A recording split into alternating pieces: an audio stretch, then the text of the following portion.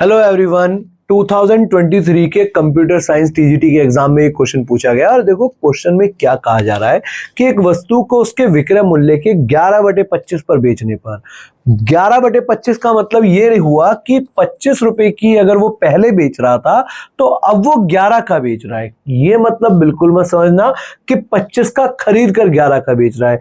हम यहां ऐसे पढ़ेंगे कि पहले जो ओरिजिनल सेलिंग प्राइस है ओरिजिनल वो 25 है और अब वो जो बेच रहा है वो कितने का बेच रहा है, यानी कि न्यू हम कह सकते हैं वो 11 का बेच रहा है और इस वजह से उसको 34% का नुकसान हुआ। अब 34% का नुकसान होने का मतलब 100 में से 34 रुपए उसके कम हो गए, यानी कि कितने का बेचेगा 66 का। तो यहां हम कह सकते हैं कि 11 की वैल्यू 66 तो 1 की वैल्यू 6, तो ओरिजिनल सेलिंग प्राइस हमें पता चल गया 150 गुणा में 6 कर हमें मिल गया।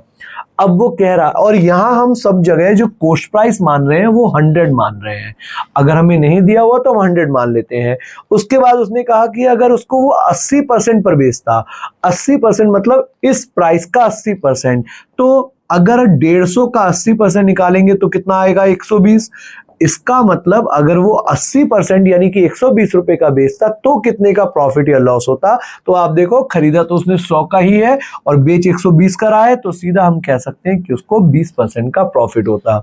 तो ऐसे और कंसेप्ट या घुमावदार क्वेश्चंस के लिए हमारे चैनल को सब्सक्राइब करें, इस वीडियो को ज्यादा से ज्यादा शेयर करें, लाइक करें। Thank you everyone.